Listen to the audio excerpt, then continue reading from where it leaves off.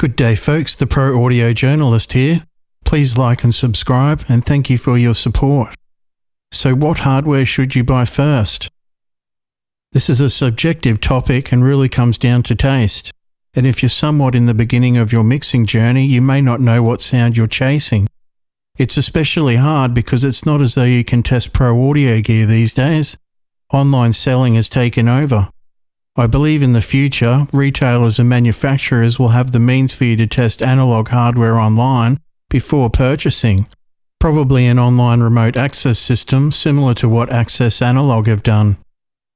There's a few options in the meantime though. You can contact your retailer to see if you can make an arrangement, possibly demo the unit in store. Contacting the manufacturer is also a good idea as they may be willing to process some of your audio for you to hear the unit in action. I've had success contacting the manufacturers in the past. GearSpace is also your friend in this situation. You can start a thread asking who owns a specific piece of gear, then ask them to process audio for you. What analog gear you need comes down to your budget and more importantly workflow. My product suggestions will be aimed at mix bus processing. Personally, I believe the hardware unit last in your mix bus chain makes the most sonic footprint to your sound. Within reason, of course. If I was starting out, I'd be looking for an analog unit that is going to be last in your chain, especially if you're mixing in the box. Depending on your workflow, this is going to be a mix bus compressor or equalizer. For me personally, it's an EQ and I'll explain why further on. Although plugins in technology have come a long way, in the tests that I've done, I really only like in-the-box mixing if it's run through an analog hardware unit. To quote Rupert Neve, I don't believe software will ever sound as good as hardware.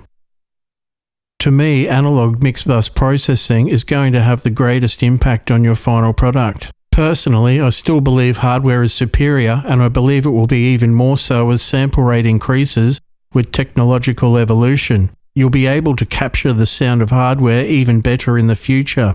And let's not forget to mention that hardware is so much fun. It's really inspiring and motivating.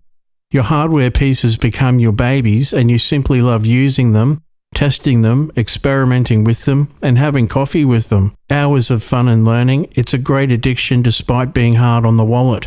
Which brings me to my first suggestion. At $549, I'm going to recommend the SSL Ultraviolet. At this price, you have no excuse not to get some analog vibe into your mixes. Firstly, it's my opinion that you need an EQ after your mix bus compressor to boost low end to a competitive modern level. If you boost the low end before the mix bus compressor, it overreacts to the boost, ruining your mix before you reach a modern low end level. It's one of the reasons CLA has Pultex last in his chain after his mix bus compressor. It's to achieve the desired amount of modern low end. I suggest running the ultraviolet after your mix bus compressor plug-in with a 70Hz boost of around 4 dB. I call this the CLA setting. For hip-hop and other sub-heavy mixes, I generally run the low shelf on the ultraviolet at 50 Hz at around 5 decibels of boost. The ultraviolet is a bargain in my opinion. It has a subtle gluing effect and very stern low end, a very firm low end. It's obviously punchy being an SSL, but I feel it's a bit more laid back and smooth compared to the famous SSL E-series sound. It kinda reminds me more of a Neve some days. I would describe it as very detailed, a subtle bite to the mid-range when pushed, and a smooth high end. It's also a great all-round tracking EQ. I loved it on bass and guitars, especially if you want some smooth high end. It's a great EQ to have on any bus in your mix. Although the ultraviolet exhibits some subtle textural characteristics, it's a rather transparent unit. If you want some color, this brings me to my next suggestion at $600 US. A pair of Lindell Audio PEX 500 VIN, which are 500 series passive Pultex style EQs.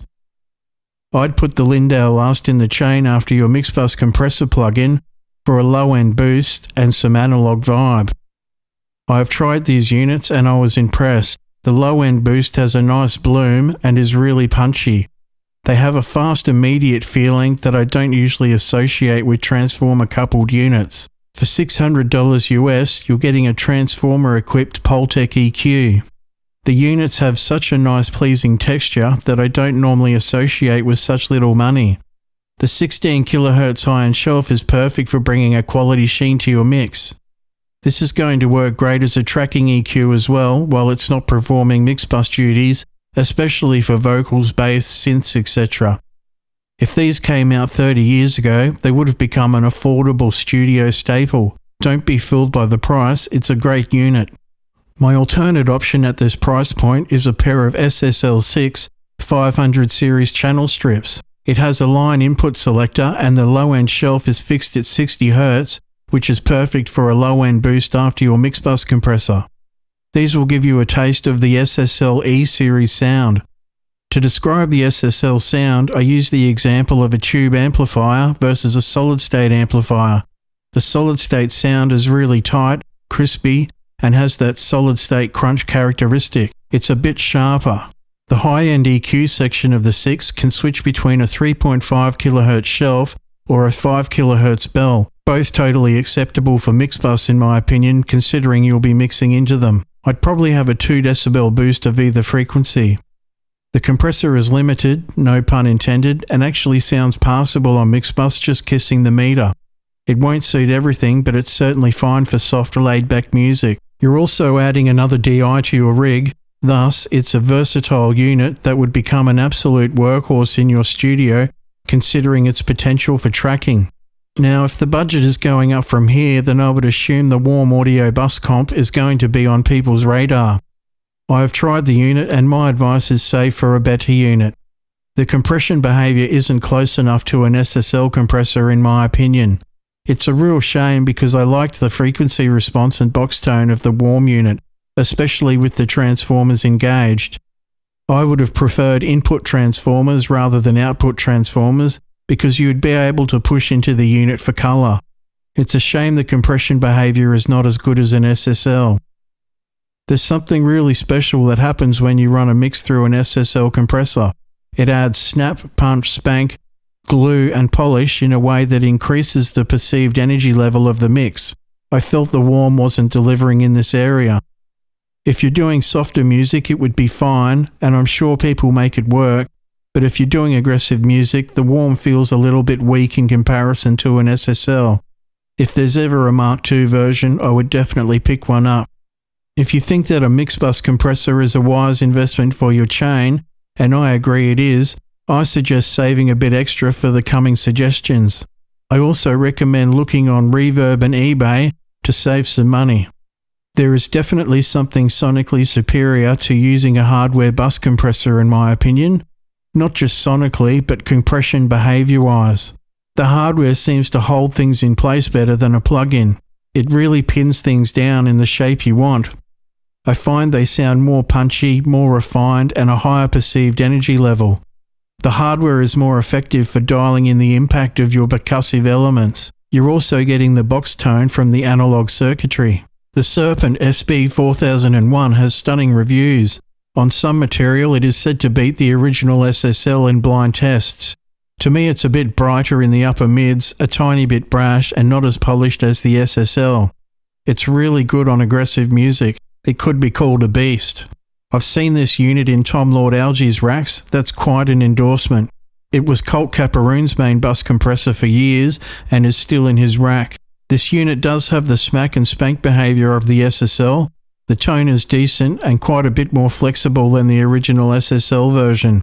It has extra attack times, added ratios, a blend knob and a grind feature offering more harmonic distortion. The secret weapon of this unit is that you have a completely variable release time. This is an advantage over the original design and allows you to tailor the release time to the timing of the track. I believe all SSL compressors will come with this versatility eventually. I don't understand why they changed the fixed release time values compared to the original. Why mess with a good thing? I also don't understand why they added a key input. I highly doubt most owners are using this feature. Serpent, if you're listening, I would have added a dual mono option. If they did this, it would still be in my rack. With all this said, it's a solid, well-respected unit, and if you pick one up on the second-hand market, you're getting a quality unit at a good price. They hold their value quite well too. I imagine this is a bit of a secret weapon for those doing heavy music.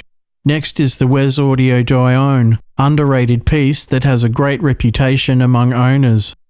Wes Audio sure got this unit right.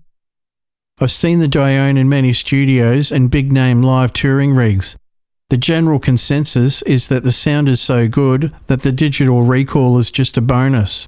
In my search for the ultimate SSL-style compressor for my parallel drum bus, the Dione won a lot of the shootouts. Amazing on drums.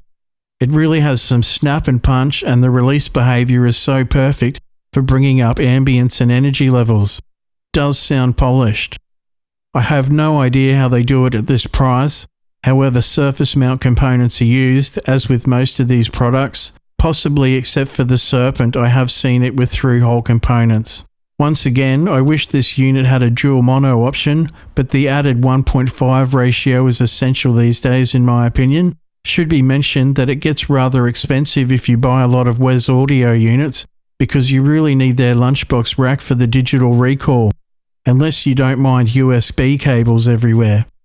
How long until we see wireless digital recall, I wonder? Someone must be working on Bluetooth digital recall, surely. In closing, the Dione should definitely be on your audition list. The best namesake of these suggestions is the SSL G-Comp. What can be said, the one by which all others are measured? It's not just the sound that we all know and love. There's more to it than that. How did they get this circuit so right from the beginning? It sounds polished, plenty of punch, and the perfect release behavior. Your mix sounds finished just running through it. The unit looks super classy. It's going to handle any mix. Some clients may even consider this unit compulsory when booking your studio or hiring your services. Buying this unit will stop you wondering if the real thing is any better. Now that SSL has lowered the price on this unit, my advice is save your pennies to buy one because it's a classic. Lastly, and my personal choice after many shootouts, it's the Smart Research C1LA. At $1,400, I believe it's the most versatile 500 series SSL style compressor on the market. I only have 3 typical settings for my mix bus compressor, depending on the material. One setting is mimicking CLA's Red 3, which is a ratio of 1.5 to 1 10 millisecond attack and a rather quick release, and the compressor is set to dual mono, not stereo operation. The sweet spot is about 4 dB gain reduction in the loudest sections. This setting really forces you to build the energy into the track, and the result is a glorious and plush compression behavior. It has a punchy impact, however it is so tastefully done. In this setting, the C1LA turns your material into gooey syrup. With typical SSL style settings such as 4:1 ratio, 3 millisecond attack, auto release, and the unit operating in stereo mode, the Smart is more aggressive than the SSL. It adds an amazing snap to the snare and more punch to the kick. It's more choppy, it's more grabby, and more pumping. It sounds more exciting than the SSL in my opinion. Ted Jensen, the Top Gun mastering engineer, had a Smart C2 in his rack, which to me does sound like a C1LA, and I believe I can tell on which tracks he used the unit. There's a pumping energy I've grown to being able to identify.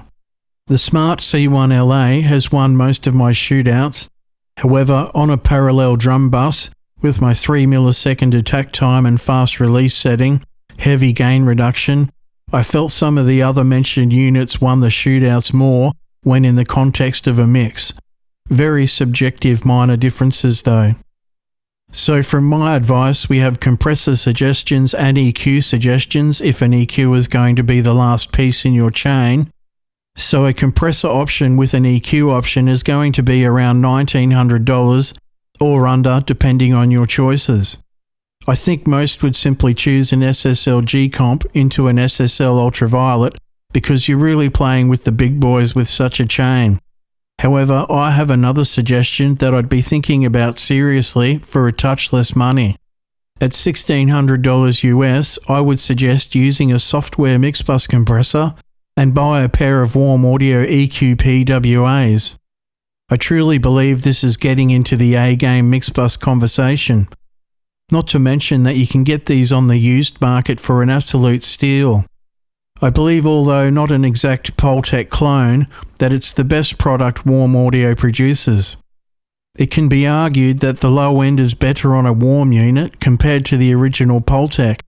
The low end on a Pultec is said to somewhat ring in that frequency range, albeit very subtly. In a Sound on Sound review of the Warm EQP-WA, they were amazed just how close the Warm unit was to a vintage Pultec. This is pretty amazing considering the inherent sonic variances even between two of the same model Pultecs. They remarked that the low end was actually tighter. I've heard regularly from owners that the Warm very subtly has more bite than an original unit. And this is a win in my book, especially for aggressive music. Moreover, CLA has remarked that his Pultecs add bite to his mixes, so a little bit of bite is probably a good thing. You're getting a great circuit design, great components, quality tubes, and the highest quality transformers. It's just that it's made in China, but does that really matter these days? I honestly don't understand why this unit is not more popular. Also, I contacted Warm Audio and they assured me that the EQ curves are the same as an original Pultec. So what would I choose from these suggestions? I don't know. I've ended up with a smart research running into an ultraviolet, but I also have some tube units at the end of the chain. Realistically, with any of these products, you have the potential to produce the highest quality results.